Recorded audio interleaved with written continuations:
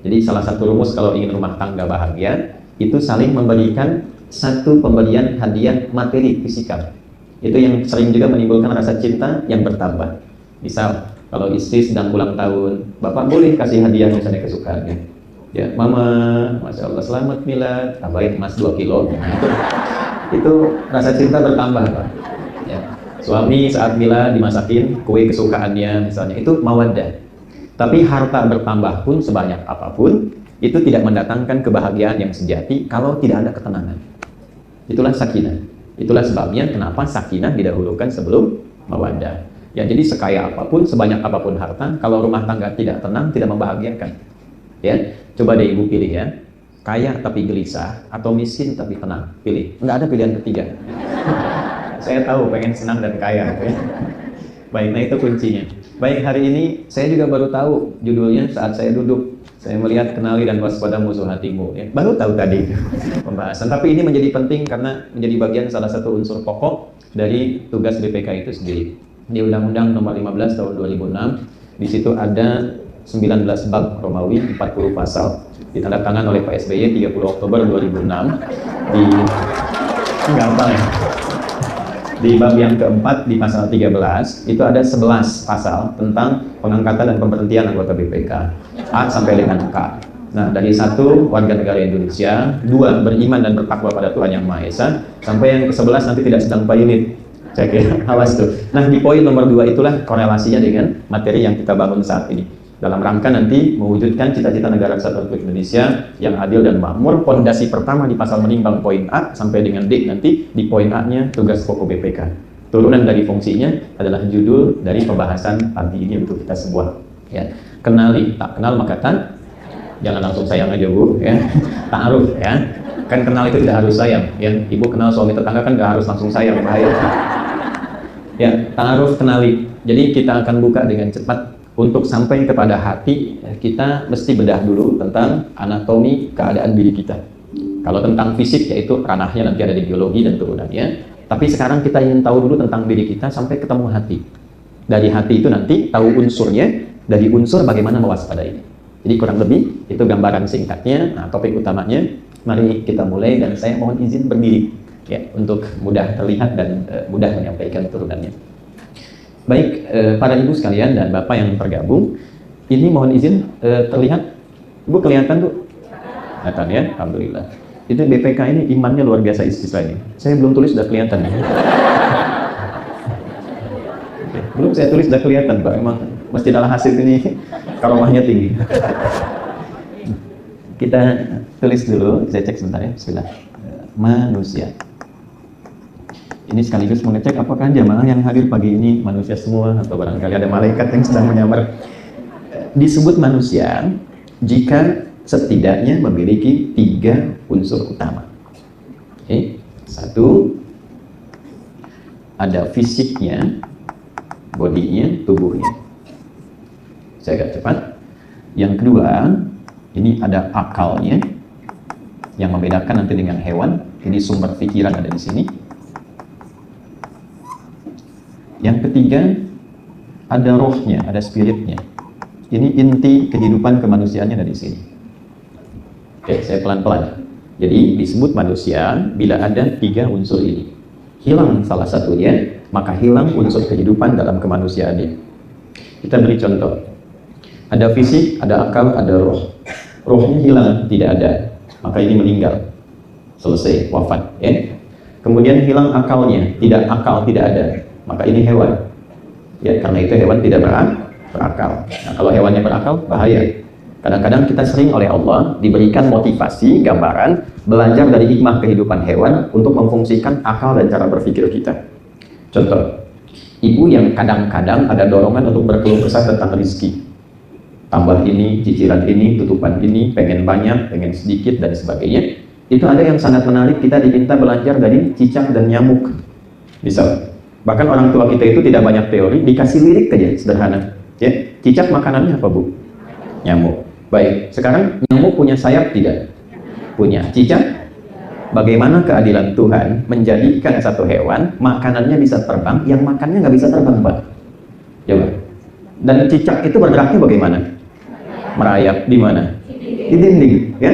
Coba bayangkan kalau nyamuk itu diberi akal, jadi mainan cicak, gitu ya. Kalau punya akal, tapi orang tua kita bijak memberikan sebuah nilai tanpa harus menyantumkan dalil untuk berpikir bagaimana adilnya Allah mengatur rezeki untuk kita semua supaya tidak mengeluh. Cicak diam-diam. Perhatikan, datang seekor. Kok bisa datang seekor nyamuk? Bukan cicak yang mendatangi nyamuk, tapi nyamuk yang mendatangi cicak. Kenapa? Karena cicak itu hanya menjalankan tugas dari Tuhan, merayap aja. Dengan engkau merayap, rezeki datang. Kalau cicaknya tidak merayap, nyamuknya nggak datang. Jadi jangan kita mengurusi apa yang sudah menjadi kewajiban dan kuasa Allah. Allah minta kita kerja aja bu, nanti rezeki datang. Toh yang tidak berakal pun diberikan oleh Allah rezekinya. Cukup engkau merayap walaupun diam-diam, maka datang seekor. Nah, selanjutnya, silakan. Ya. Nah, jadi Anda bayangkan yang tidak punya pikiran saja, hidupnya begitu teratur. Ya, matahari, mulai kita datang fajar kan teratur, yang dikeluarkan oksigen. Nanti setelah itu malam, ganti karbon dioksida yang keluar. Tumbuhan juga teratur. Silahkan diriset, ya, berbagai tumbuhan dan seterusnya. Matahari memberikan sinar, tumbuhan mengeluarkan oksigen, malam kemudian baru karbon dioksida. Hewan juga begitu. Jadi kalau kita melihat sekeliling tidak berakal begitu teratur, maka bagaimana kita yang diberikan anugerah akal? Ini untuk pembedanya. Kalau tidak ada fisiknya, cuma akal dan roh, nah itu gentayangan namanya. Ya? Nah, jadi dinamakan manusia itu mesti ada 3 bagian ini. Dari 3 ini, saya teruskan dulu karena kita belum ketemu konteks tentang hati. Dari 3 ini, lalu Allah meminta kita mengatur keseimbangan supaya 3 bagian diri kita ini berfungsi dengan optimal. 1, fisik. Turun misalnya Quran surah kedua Al-Baqarah di ayat 168, ya, paling kanan sebelah bawah di mushaf. Ya ayyuhan nasu, hei semua manusia tanpa kecuali. Jadi di Islam itu ada satu yang menarik. Kalau ada diksinya menggunakan kata nas, maka hukumnya berlaku universal. Jangan dibatasi oleh keyakinan, jangan dibatasi oleh keimanan. Semua boleh mendapatkan nikmat itu dengan, nah ini satu gambaran yang sangat luas dan terbuka. Contoh seperti ini, ibu di dunia pekerjaan bekerja secara profesional. Ya, jangan ada batasan-batasan sekat keyakinan dalam konteks saling mendukung. Oh, tolong dong minta bantuan ini susah. Oh, kamu kan beda keyakinan. Nah, itu justru menurut Quran salah. Ya, dalam konteks kemanusiaan jangan lihat dan batasi dengan nilai-nilai keyakinan. Dalam konteks ibadah silahkan masing-masing, tidak harus mencampur, dan nilai penghormatannya la ikraha fid din lakum dinukum waliyadin. Itu indah sekali. Nah, di sini menggunakan kata nas, hukumnya umum. Ya ayyuhan nasu, hei semua manusia, kulu mimma fil ardi. Untuk mendukung kesehatan tubuhmu, nggak mungkin bisa kerja kalau nggak sehat. Tidak mungkin beraktivitas dengan baik kalau tubuhnya sakit. Maka untuk mendukung kekuatan tubuh itu, kata Allah, kulu mimma fil ardi. Silahkan konsumsi makanan dimanapun Anda bisa mendapatinya. Tuh, Allah sudah tahu bu, kalau ibu itu senang nasi uduknya yang di mana misalnya, senang nasi gorengnya yang mana, ya, tek depan rumah, tapi kan nyarinya bisa ke tempat lain gitu. Ya, itu tidak dilarang, boleh-boleh saja. Tapi syaratnya 2. 1, halalan, dapatkan dengan cara yang legal. Yang kedua, thayyiban, konsumsi yang menyehatkan bagi tubuh. Suka, tapi kata dokter nggak sehat, jangan dipaksakan. Jadi sederhana, kalau tips ini dipakai dalam kehidupan, tubuh kita sehat. Secara singkatnya, tubuh, fisik, butuh nutrisi. Dan harus sehat. 2 ke sini. Akal juga sama. Maaf, orang yang sehat fisiknya, tapi akalnya tidak mendapatkan nutrisi, maka pikirannya menjadi lemah, jadi terbatas, sehingga karena lemah di akal pikiran itu, tugas fisiknya jadi lebih berat. Kalau ibu, bapak mau cek gampang gini, orang yang ilmunya makin banyak, akalnya makin kuat, itu pasti tugas fisiknya ringan. Karena kenapa? Karena kontrol semua kegiatan fisik itu seluruhnya nanti bersumber dari akal, dari ilmu. Begitu ilmunya bertambah, tugas fisik pasti ringan. Ilmunya semakin lemah, fisiknya semakin berat. S1, S2, kan syarat masuk BPK minimal S1 kan? Kalau tambah S2, S3, salary-nya beda nggak? Beda. Ruangan kerjanya sama nggak? Tidak, bisa berbeda. Jadi semakin bertambah ilmunya, semakin kuat akalnya, semakin ringan tugas fisiknya. Karena itulah, ketika posisi akal lebih tinggi dibanding fisik, maka wahyu pertama turun pun memotivasi kita untuk terus menambah ruang-ruang pengetahuan. Apa wahyu pertama yang turun? Iqra. Iqra itu minimal bu, baca, supaya akalnya terus berkembang, terstimulasi. Ya. Jadi jangan kita batasi unsur bacaan ini masih ringan. Nanti di Quran tuh ada ayat riset, Ya, ada ayat tentang tafakur, memetakan sesuatu sebelum dikerjakan, meriset semua aspek di langit dan di bumi. Ada ayat tentang akuntansi, Al-Baqarah 282, ada ayat hitungan, ada ayat tentang pendalaman, tapi dimulai dengan ini, minimal mau baca. Kalau kita bisa kembangkan sifat mudah dan gampang akses membaca, maka ini meningkat, tugas ini lebih mudah. Ya, kan Quran juga dimulai dari Iqra kan? Mau baca ya, tapi masih tahap rendah. Makanya kan belajarnya alif sampai ya kan? A fathah a fa fathah fa lam dhamma u lu apa lu gitu kan? Setelah itu baru mengkaji. Dan nah sekarang ini intinya. Saya simpan dulu yang ini, sekarang kita ke sini. Tuh. Ini unsur kehidupannya. Sejenius-jeniusnya orang, rohnya tidak ada, ya tidak hidup. Harus ada ini. Ini ada nutrisi, ini juga ada nutrisinya berupa pengetahuan, ilmu. Ini unsur kehidupan yang paling penting, tentu juga membutuhkan nutrisi, ada tempatnya, ada keadaannya. Kalau ini bagian tubuh kita teramati secara fisikal, kalau ini nampak di pikiran yang kita ketahui ada di kepala kita, kalau yang ini tempatnya di bagian hati kita, bahasa Arab ini disebut dengan qalbu, nanti kita terangkan. Dan dia juga butuh nutrisi. Inilah yang sering kita sebut dengan agama. Ringkasnya ada di ibadah. Semua unsur perintah, semua unsur larangan, sumbernya dari sini, Bu. Pak. Kalau akal tidak memerintahkan. Maaf, sedikit fokus, ini agak dalam sedikit kajiannya, agak ilmiah. Fisik ini bagian terluar untuk mengeksekusi tugas fisikal. Baik ya, mata melihat, lisan bicara, kaki melangkah, tangan bergerak. Pertanyaannya, atas perintah siapa mata melihat? Atas perintah siapa lisan bicara? Kok bisa keluar perintah katakan yang baik? Kok bisa juga keluar perintah katakan yang buruk? Nah, semua perintah yang dikerjakan oleh bagian tubuh kita ini sumbernya dari sini, Bu. Bukan dari sini. Kalau ini, itu hanya mengkonstruksikan, menata semua perintah dari sini supaya keluar sepersekian detik secepat apapun dari bagian tubuh dan fisik kita. Jadi fungsi akal itu tidak memberi perintah. Dia hanya mengkonstruksikan, menata supaya perintah itu mudah dan cepat dilakukan. Itu perintahnya. Jadi ketika dari kolbu, dari hati memerintahkan, disaring di akal, ditembuskan ke bagian fisik kita. Kuasa Tuhan, Allah Subhanahu wa Ta'ala, menjadikan itu sepersekian detik cepat keluar. Makanya sifat akal itu netral. Ya. Kan sekarang sering ada campaign akal sehat ya. Akal sehat itu gampang, yang penting belajar yang benar.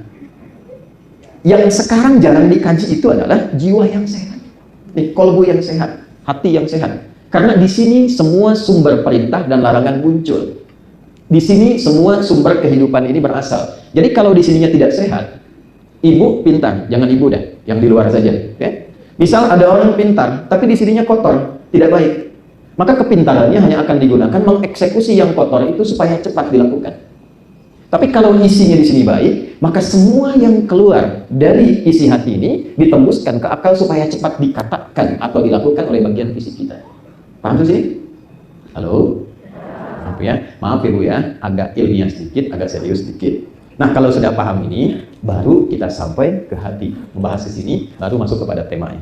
Jadi saya ingin kita paham dulu, kalau lisan itu ada yang bicaranya kurang bagus, ya, yang tanggung jawab itu ada di sini. Jadi kalau ibu dengan suami di rumah atau di pekerjaan ingin nyaman, kan jarang ada yang mengatakan, misal mohon maaf ya, mohon maaf sekali, sumber semua perasaan itu kan bukan di pikiran. Ya, semuanya di sini. Gak enak hati. Saya belum pernah dengar ada orang bilang gak enak akal. Duh, saya gelisah, kenapa? Gak enak akal. Semua dari sini sumbernya. Ya, kalau yang muslim bisa didapatkan di hadis Nabi, di Al-Arba'in nomor hadis yang ke-6, dicantumkan oleh Imam Nawawi, ya, kemudian disampaikan dari Nabi SAW. Perhatikan kalimatnya, ala inna fil jasadi mudghah. Semuanya, kata Nabi, perhatikan dan ketahuilah, dalam tubuh kita itu ada satu bagian. Hati-hati. Idza shalahat shalahal jasadu kullu. Kalau bagus itu, maka akan berpengaruh pada semua bagian tubuh ikut bagus. Wa idza fasadal jasadu kullu. Kalau itu jelek, maka berpengaruh jelek ke semua bagian tubuh. Ala wahiyal qalbu, ya, dan itulah qalbu. Diterjemahkan oleh Ahmad Dhani, ada satu bagian, bukan, dalam diri kita, ya, sentuhlah dia tepat di, nah maka ia akan jadi milikmu untuk selamanya, ya. Nah ini hati. Apapun itu. Kita mulai. Kita turunkan. Ini saya mohon izin, saya hapus dulu. Ini saya baru berinteraksi dengan alat ini, jadi kalau pakai manual saya hapus tangan, boleh ya? Nah, bismillah. Nggak apa-apa. Saya sudah biasa datang sendiri, kan, boleh sendiri, hapus sendiri, biasa. Anda tinggal ikut, lihat, nulis, nyata pulang masuk surga. Ya, masuk surga tidak cukup dengan amin. Kita belajar dulu. Ya, sekarang kita belajar konstruksinya ya. Ini saya bulati aja deh. Gini ya. Ini disebut kolbu. Nanti saya terangkan kenapa disebut dengan kolbu. Karena terambil dari bahasa Arab. Ya. Pelan-pelan. Sudah terlihat ya? Ini hati, kolbu. Ini inti kehidupan kita. Tidak terlihat dalam diri kita. Yang dimaksud hati ini bukan organ hati secara fisik, bukan. Tapi ada yang dinamai dalam diri kita, disebutnya kolbu, tak nampak secara kasat mata. Tapi di situ roh, spirit hidup kita ada. Nah, di dalamnya, dalam kolbu ini, ada satu bagian lagi. Di dalam ini, ada inti kolbu, namanya nafas. Nafas. Dari sini diserap ke dalam bahasa Indonesia menjadi nafas. Ya. Makanya seseorang punya tanda kehidupan ketika dia bernafas. Jelas di sini? Baik ya? Nah, ini nafas. Inilah inti hidup kita ada di nafas, tempatnya di dalam kolbu. Di nafas ini, nanti ada dua bagian. Ya, ada dua bagian. Saya turunkan Quran dulu, surah ke-91 ayat Muslim ayat 7 sampai 10 ya. Wa nafsin wa ma sawwaha fa'alhamaha fujuraha wa taqwaha. Di sini di nafas ada dua bagian. Satu, kutub positif namanya takwa. Ini unsur kebaikannya. Yang kedua, lawan dari takwa namanya fujur. Asalnya ini atau sering kita sebut dengan nafsu. Nanti saya uraikan kenapa disebut nafsu. Ini bukan ilmu takatik ya, tapi nanti ada referensi yang bisa kita gali. Di dalam nafas ada takwa, unsur positif, kubu positif ini. Kemudian ada fujur, lawannya, yang sering disebut dengan sifat negatif. Nih, pelan-pelan. Takwa ini kumpulan atau akumulasi dari semua sifat-sifat kebaikan. Jujur, sabar, rendah hati, ya, dan turunannya itu di takwa. Sini jujur, sini ada sabar. Ini ada rendah hati dan turunan lainnya. Ketika di takwa ada jujur, di dalam tubuh kita itu dicipta juga lawannya yang berada di tempat fujur di nafsu di sini. Di sini ada jujur, lawannya apa? Dusta. Oh. Jadi kalau ibu katakan tidak ada dusta di antara kita, tetap ada potensi itu dalam tubuh kita. Jelas ya? Sabar, lawannya apa? Ada amarah di sini. Rendah hati lawannya apa? Sombong. Nah, sekarang lihat ilmunya. Perhatikan baik-baik. Akumulasi takwa ini adalah detailnya gambaran dari semua sifat-sifat kebaikan. Karena itulah kalau ibu dan bapak jeli mengamati, orang tua kita dari dulu itu mendahulukan ketakwaan sebelum kecerdasan dalam konteks membangun negeri. Karena diharapkan pembangun negeri ini dan pemakmurnya, hati-hati pada poin ini, diharapkan punya sifat baik dulu sebelum cerdas. Karena kecerdasan yang didorong dengan sifat ketidakbaikan justru itu menghancurkan. Misal, kita punya undang-undang pendidikan Sisdiknas nomor 20 tahun 2003. Itu di pasal menimbang saja kan ada 5 poin ya. Ya itu hafal nggak? A, B, C, D, E. Di poin B coba lihat. Undang-Undang Dasar 1945 mengamanatkan pemerintah mengusahakan menyelenggarakan satu sistem pendidikan nasional yang meningkatkan keimanan dan ketakwaan pada Tuhan Yang Maha Esa serta akhlak mulia, baru mencerdaskan kehidupan bangsa. Oke, kita tarik misalnya ke kepolisian, Tribrata. Saya ngajar di Sespim juga, saya ngajar di Sepoluan. Tribrata itu yang pertamanya, kami Polisi Negara Kesatuan Republik Indonesia yang beriman dan bertakwa pada Tuhan Yang Maha Esa. Sabta Marga di TNI, ada 7. Ya, dari kami warga negara Indonesia yang bersendikan Pancasila, patriot, nomor 3-nya Ksatria. Kami Ksatria Indonesia yang beriman dan bertakwa pada Tuhan Yang Maha Esa. Hakim, dari mulai Cakim tuh, mau masuk ada Pancadharma, dari Ksatria sampai Tirta. Kami Hakim Indonesia yang beriman dan bertakwa pada Tuhan Yang Maha Esa.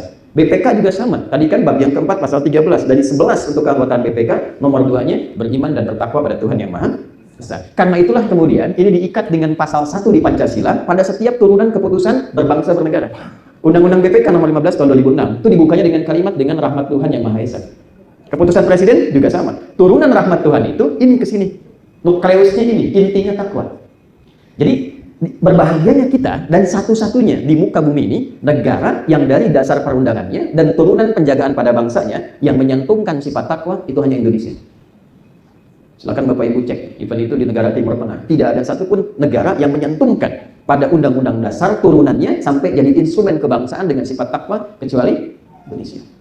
Orang tua kita jenius itu. Ya, nah itu yang harus kita kejar. Dan dengan takwa itulah negeri ini dibangun. Coba Bapak Ibu lihat dan bandingkan dengan para pendahulu kita. Kita kan sedang nuansa kemerdekaan 79 tahun sekarang. Bagaimana Pak Hugeng, bagaimana Jenderal Sudirman, bagaimana Bung Karno, tokoh-tokoh hebat sampai kekinian. Yang didahulukan tuh ketakwaannya. Ibu kalau main ke Sespim, itu pertama kali yang muncul itu adalah baligo Jenderal Hugeng dengan tulisan yang sangat indah. Memang baik jadi orang penting, tapi lebih penting jadi orang baik. Dan satu-satunya jenderal polisi yang menuliskan kata iman di dalam nisannya dan tidak pernah ditampakkan selama hidupnya. Kan namanya Bapak Hugeng Iman Sentosa kan? Tapi nggak pernah dimunculkan Iman Sentosanya selama hidup, Hugeng aja. Begitu beliau meninggal dunia, sebelum meninggal itu dituliskan di nisannya, pada hari ini telah aku buktikan pada Allah Tuhan Yang Maha Esa bahwa imanku betul-betul sentosa. Ini poin. Ini sendinya. Tapi untuk mendukung ke arah ini, termasuk nanti di rumah tangga, di kehidupan sosial, mesti ada ini. Tuh. Karena tidak mungkin orang itu jujur kalau tidak diciptakan dusta. Tidak mungkin bisa sabar kalau tidak ada amarah. Jadi cara melihatnya begini, marah itu diciptakan bukan ingin menjadikan kita pemarah, bukan. Tapi supaya menjadi katalis agar sifat baiknya yang sabar muncul. Sebab kalau nggak ada amarah, nggak mungkin tiba-tiba ibu bisa sabar. Coba deh ibu nyoman, ya, yang online sekarang nih. Bapak pulang ke rumah misalnya, hadir ya, tiba-tiba ketika datang ke rumah, ibu bilang, sabar ya Pak, sabar, gitu. Nggak ada angin, nggak ada hujan. Pasti Bapak tanya, Mama sehat? Mesti ada pemicunya. Ya, karena itulah Allah menyampaikan fa'alhamaha fujuraha wa taqwaha. Qad aflaha man. Nah, sekarang selalu ada kata gini, manajemen kolbu, manajemen kolbu. Yang paling gampang tuh gini, manajemen kolbu dalam Quran. Yang paling gampang kita memahami bahwa nafsu fujur itu diciptakan bukan ingin menjadikan diri kita larut dalam masalah, tapi untuk menjadi katalis supaya takwanya muncul. Prakteknya, setiap menemukan sifat buruk dalam kehidupan, itu tanda dari Tuhan supaya kita cepat mengeluarkan lawan yang baiknya. Itu dulu. Jadi kalau suami pulang ke rumah dalam keadaan marah, ibu jangan marah dulu. Karena marah dititipkan pada suami supaya melatih kesabaran diri ibu itu muncul. Karena ke depan itu ada masalah lebih tinggi yang ibu harus atasi dengan kesabaran ekstra. Kalau tidak dilatih sekarang, nanti semakin tidak kuat dia di depan. Ya, jadi bukan ingin menjadikan suami seorang pemarah. Dilawannya bagaimana? Papa pulang ke rumah sedang marah, terima dulu. Alhamdulillah. Kok Mama bilang Alhamdulillah? Kesabaran Pak. Marah dititipkan pada Papa supaya Mama bisa meningkatkan kesabaran. Cepat cari lawannya.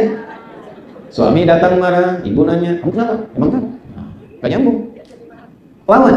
Papa pulang ke rumah, menemukan istri cemberut. Lawan cemberut apa? Istri cemberut, Mama. Kayaknya kenal deh. Ini iPhone terbaru. Nah, itu pasti harmoni. Tuh Pak, lihat tuh langsung. Ya. Tapi kalau dilawan dengan satu cemberut yang satu marah, ya perang dunia ketiga. Selesai semua. Maaf ya, ini memang secara teoritis mudah disampaikan. Prakteknya tidak semudah mengatakan. Karena itu juga sama, Ustadz juga sama. Itulah sebabnya Ustadz kalau bahas materi ini jarang bawa istrinya. Ini live gak? Enggak ya? Baik. Ini satu. Ini ya. Qad aflaha man zakkaha. Hidup seseorang itu akan cenderung bahagia dan nyaman kalau bisa menyucikan hatinya. Ibu kalau nyuci, buang pakaiannya atau buang kotorannya? Dibuang kotoran supaya apa? Bersih pakaiannya. Jadi kotoran diciptakan bukan ingin membuat pakaian ibu kotor, bukan. Filosofinya supaya muncul bersihnya. Sebab kalau tidak ada yang kotor, ibu nggak kenal bersih. Jadi bukan buang pakaiannya. Itu poinnya. Sama ini juga begitu. Nafsu diciptakan bukan ingin meningkatkan sifat buruk, tapi supaya baiknya muncul. Jelas di sini? Oke, kalau sudah jelas, mari kita ambil prakteknya satu persatu dengan turunan-turunannya. Bismillah. Saya hapus yang di sini. Gak apa-apa, ini bersih tangan saya. Enggak, saya nggak geser supaya ini nggak hilang. Ya. Bismillah. Fokus Bu, baik-baik.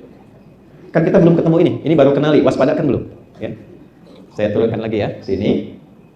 Ini hati. Apa tadi namanya hati? Kolbu. Apa artinya kolbu?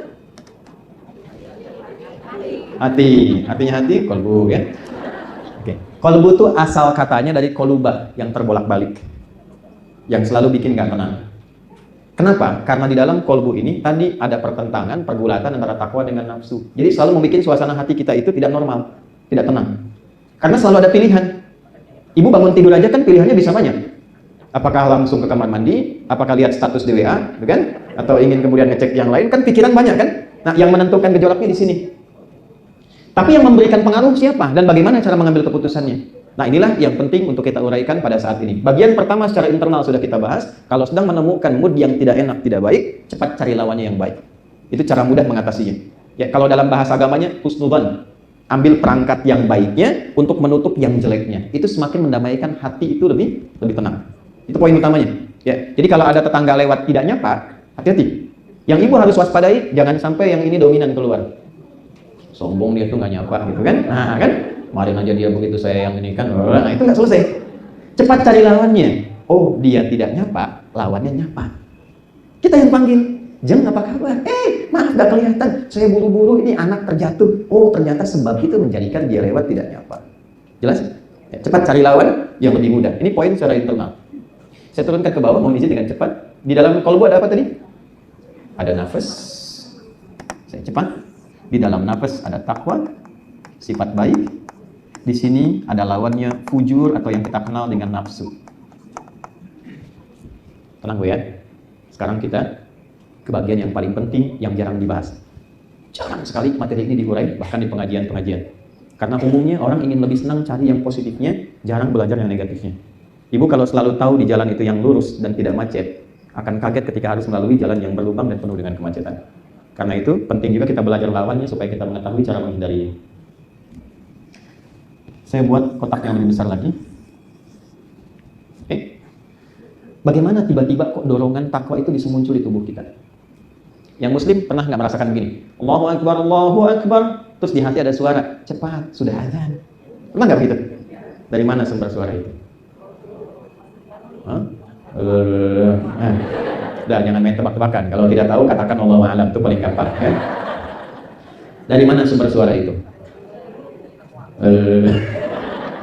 Nih, yang mensupport takwa, supporternya disebut dengan malaikat namanya. Nggak pakai kok, malaikat. Karena itu malaikat ada di khusus positif. Ya, yang muslim surat 66 ayat ke-6. La ya'sunallaha ma amarahum wa yaf'aluna ma yu'marun. Malaikat tidak ada potensi menyimpang dan mengerjakan tugas sesuai tupoksi. Di antara tupoksi itu, salah satunya ada yang bertugas mendampingi kita, mensupport pada kebaikan. Itulah yang kita kenal dengan raqib dan atid. Tapi ingat, sifat malaikat gaib, tidak kelihatan. Jadi kalau besok-besok ada yang bilang saya baru video callan sama malaikat, nah berarti itu aneh, tinggalin aja. Ya, nggak usah banyak di komen itulah. Jelas? Baik ya, sebab di negara kita itu luar biasa, semua ada. Ya, keberagamannya terlalu tinggi. Ya, pengakuan Nabi ada, kemarin bahkan ada yang Nabi baru tuh di wilayah Purwakarta ke sana itu. Ya, tapi itu kata Nabi Muhammad tidak aneh. La nabiyya ba'di, nggak akan ada Nabi setelah saya. Maksudnya apa? Kalau ada yang ngaku-ngaku, ya saya Nabi misalnya, berarti kalimat Nabi benar. Akan ada yang mengaku, kalau sudah mengaku, abaikan saja. Yang aneh itu setiap ada yang ngaku, ada pengikutnya. Itu poinnya. Ya, dulu ada yang ngaku Nabi, pelatih bulu tangkis, terus ditangkap sama polisi kita. Tanya, kenapa Anda ngaku Nabi? Saya ke Bogor Pak, dapat wahyu. Kita ke Bogor dapat alas, dia wahyu tuh. Ada yang paling rekor tertinggi ngaku malaikat. Ya, ada dulu sempat ngaku malaikat dan mau mendaratkan malaikat Jibril di Monas katanya. Nah, dan ditangkap sama polisi kita tuh. Polisi jangankan teroris, malaikat tangkap tuh. Ya. Ini disebutkan 88 kali dalam Al-Qur'an.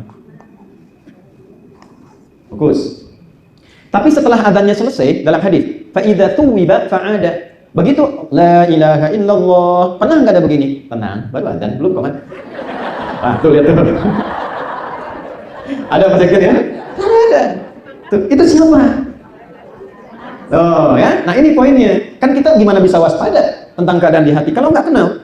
Jadi yang mensupport pada kebaikan saat menghadapi masalah rumah tangga, kan selalu ada yang bilang, tenang, dia dititipkan kepada kamu supaya engkau bersikap yang baik dan menyempurnakan kekurangannya. Tapi sisi lain, masa iya sih istri harus sikapnya begitu? Emang nggak bisa bersikap yang lain? Nah itu siapa? Nah, itulah setan.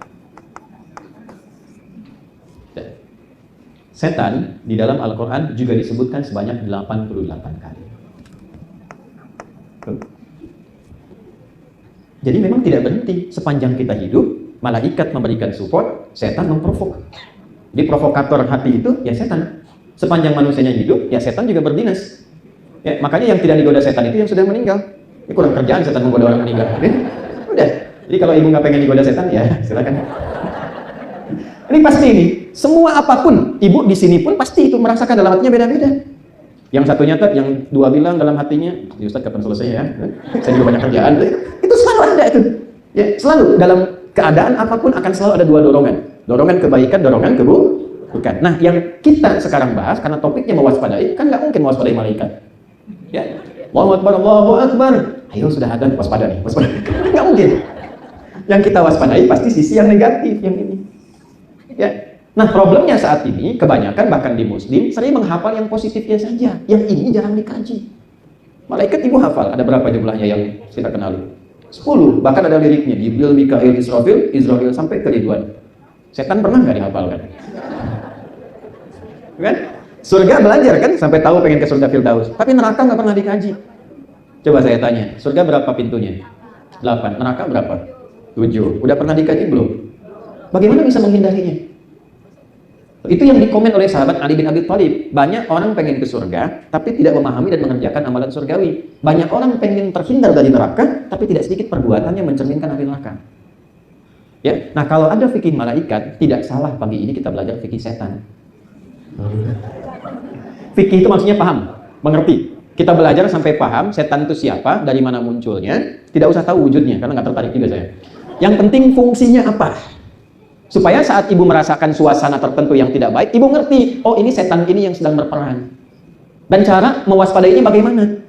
Itu poin yang kita turunkan di kesempatan kali ini. Dipahami ya ibu ya? Pak ya? Baik. Nah, jadi ini baru kita mulai yang tadi pendahuluan mengantarkan ke sini. Yuk kita turunkan dulu siapa setan, wa ma adraka ma setan. Kemudian bagaimana cara kerjanya dan seperti apa gambaran-gambarannya. Bismillah. Izin saya tidak geser ya, supaya saat ini pindah ke sini nyambung. Saat di sini ditulis, ini nyambung. Bismillah. Kita belajar dari transmisi sanadnya dulu, runtutan orang yang pernah belajarnya seperti ini. Nah, ada yang menarik di Islam itu, ilmu itu kalau bisa ditelusuri sampai ke pokok-pokok penyalurnya, supaya argumentasinya kuat. Sahabat Nabi yang senang belajar seperti ini namanya Hudzaifah al-Yamani. Hudzaifah itu orang pintar, cerdas, jenius, dan kita bisa lacak biografinya itu ada sampai sekarang. Jadi kalau orang belajar, surga, beliau tanya Nabi tentang neraka.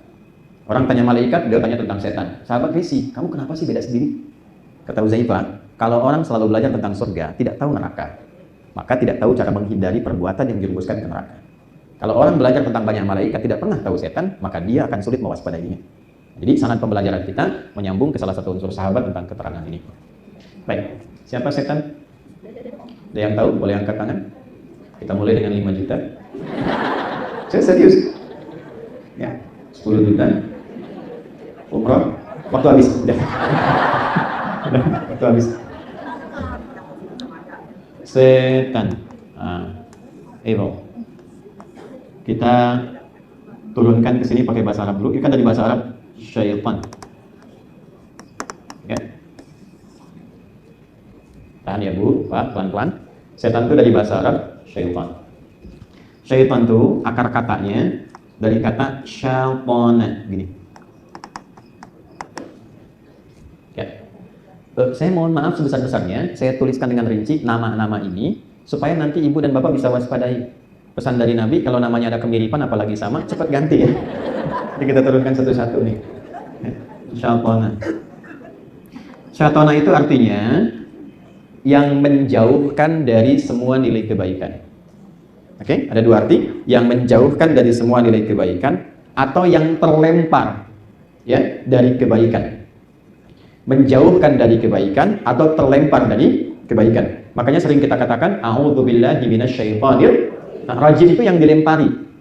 Kenapa? Karena dia selalu mengarahkan kepada yang buruk, ngajak kepada yang buruk, terjauh dari yang baik, mengajak kepada yang buruk. Jelas ya? Itu kata kerjanya syaitana. Kalau melekat kepada sifat yang suka menjauhkan orang dari nilai-nilai kebaikan kepada yang buruk, maka berubah dari kata syaitana, kata kerja, menjadi kata benda. Kata bendanya syaitan. Jelas? Nah, jadi syaitan itu asalnya kata sifat yang melekat kepada satu objek, yang senangnya menjauhkan dari yang baik kepada yang buruk. Ya. Karena itu nanti syaitan bentuknya bisa umum dalam Al-Quran.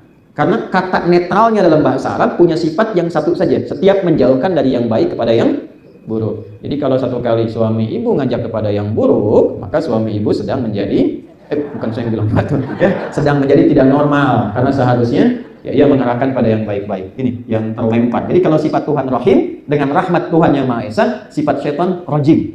Pakai titik. Rahim dan Rajim. Ya. terlempar dari yang baik atau menjauh dari yang baik. Yuk kita pelan-pelan. Yang Muslim buka Quran surah ke-18 ayat 50 Al-Kahf. Quran surah 18 Al-Kahf ayat 50. Ini kita baca tiap hari Jumat selain Yasin.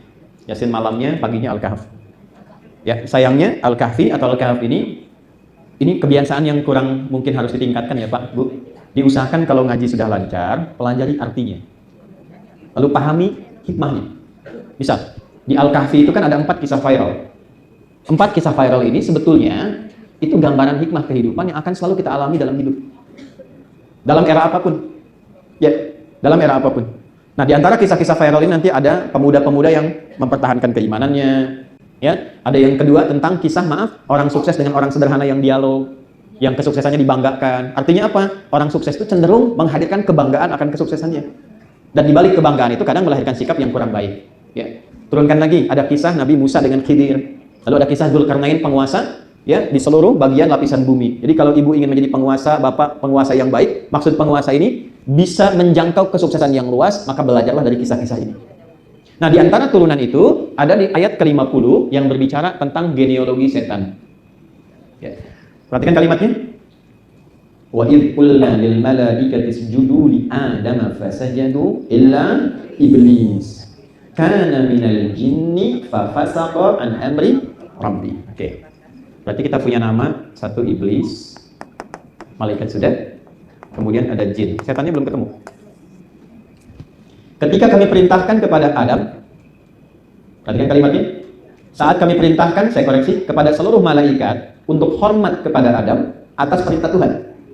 Okay? Bukan karena Adamnya istimewa, tapi Allah yang perintahkan. Maka seluruh kalangan malaikat itu hormat, kecuali satu golongan. Okay? Illa berarti di momentum itu yang hadir bukan hanya malaikat. Jelas ya? Ada malaikat, ada juga makhluk lain. Cuma di sini kalau di bahasa Indonesia menggunakan metode sinekdok pas prototo. Ya, ada pas prototo, ada totem pro parte. Sebagian mewakili keseluruhan, keseluruhan mewakili sebagian. Kalau sebagian mewakili keseluruhan namanya pas prototo. Ya kan? Kalau keseluruhan mewakili sebagian namanya totem pro parte. Indonesia kemarin mendapatkan emas setelah mengalahkan Cina di cabang olahraga angkat besi misalnya. Masa semua orang Indonesia angkat besi semua? Kan tidak. Ya, itu totem pro parte. Tapi kalau kita katakan Rizky Juniansyah ya kan, mengalahkan pesaingnya dari Cina dan membawa kebanggaan bendera merah putih Indonesia, itu pas prototo. Di sini disebutkan malaikat karena ini yang paling dominan. Tapi sebagian makhluk juga ada pada saat itu, salah satunya jin. Pelan-pelan ya. Salah satunya apa? Jin. Nanti kita bahas apa itu jin. Illa iblis. Yang nggak hormat kepada Adam atas perintah Allah, itu cuma iblis. Siapa iblis ini? Teruskan ayatnya. Kana minal jinni fa fasaqa an amri rabbi. Dia termasuk kalangan jin yang menyimpang dari perintah Tuhan. Jin yang menyimpang. Jadi iblis ini bukan dari kalangan malaikat, tapi dari kalangan apa? Jin yang menyimpang. Oke. Apa bedanya jin dengan iblis, Bu? Oke. Kalau jin masih netral. Ya. Ini saya kasih rahasia ya. Tapi di antara kita saja. Jin itu kan dari jim dengan nun, gini. Dalam bahasa Arab, setiap ada kalimat dibuka dengan jim dan nun, itu pasti tersembunyi, nggak nampak. Kecuali jun ya. Kan dulu ada jin kan? Nah, junnya kan kelihatan. Karena Junaidi nama aslinya kan. Jin, semua kata, kalimat yang dibuka dengan huruf jin dan nun pasti nggak nampak. Contoh, di dalam rahim ada janin. Jin dan nun. Kenapa disebut janin? Karena tak tampak secara kasat mata. Surga, apa bahasa Arabnya? Kenapa disebut jannah? Karena tak tampak sekarang dalam pandangan kita. Jin, kenapa disebut jin? Karena memang sifatnya tak nampak, tersembunyi. Lawannya ins. Ya, ma'syaral jinni wal ins. Wa ma khalaqtul jinna wal ins. Ins itu manusia. Jin disebut jin, manusia disebut ins. Pasangan ini disebutkan 18 kali dalam Al-Quran. Kenapa disebutkan bersama bergandengan? Untuk menunjukkan sifat yang paradoks dari keduanya. Kalau jin tersembunyi, manusia nampak. Makanya sifat dasar jin itu tersembunyi, gak ada yang nampak. Kalau jin melakukan penampakan, itu jin sedang bermasalah. Dia keluar dari fitrah. Apalagi manusia yang cari-cari penampakan jin. Pasti error itu. Ya orang sedang sembunyi disuruh nampak. Sebaliknya, manusia itu sifatnya tampak. Ins dari kata anusa, yang tampak. Jadi kalau ibu suka sembunyi-sembunyi, nah, berarti ibu sedang, bukan jadi jin, ibu sedang punya masalah. Ibu ketemu teman dari jauh tuh, senyum, tampak, hai Jang, hai, alhamdulillah, salaman, cipika-cipiki, selesai. Itu ins. Tapi kalau dari jauh kelihatan, sudah ngambil jalan yang berbeda. Sembunyi-sembunyi, itu sedang punya masalah. Saya nggak bilang jin. Suami ibu pulang ke rumah, pintu depan ada, dia datang lewat jendela. Terus buka WA di kamar mandi, sembunyi-sembunyi. Ibu tinggal tanya aja, itu papa apa jin gitu. Nah, ini poin ini. Sama nanti kalau kita perdalam lebih dalam lagi. Contoh, kalau manusia ins itu sifatnya dari kata anusa atau anisa. Selain tampak ada kelembutan. Lawannya jin kasar. Makanya jin nggak ada yang lembut, Pak. Nggak ada orang kemasukan jin jadi lembut, tuh nggak ada. Permisi Ibu Ketua, saya mau ikut pengajian, sedang kemasukan jin, nggak mungkin. Pasti mulutnya mengacau, tindakannya mengacau. Tapi manusia tidak. Manusia itu petahnya lembut, harmoni, baik. Cukup menjadi manusia. Kita tidak bicara akidah dulu, cukup jadi manusia. Itu dari lahirnya saking lembutnya semua orang senang, dari rahim perempuan manapun. Pengen gendong, pengen nimang, pengen nyanju. Pertanyaan besarnya kata Quran, kenapa setelah tumbuh, berkembang dan dewasa kok jadi berubah? Hilang kelembutan itu. Lisan alih-alih baik kok jadi kasar. Memandang dengan cara yang tidak elok. Pasti ada yang berubah. Nah itulah kemudian datang ayat-ayat mengembalikan kita pada fitrahnya.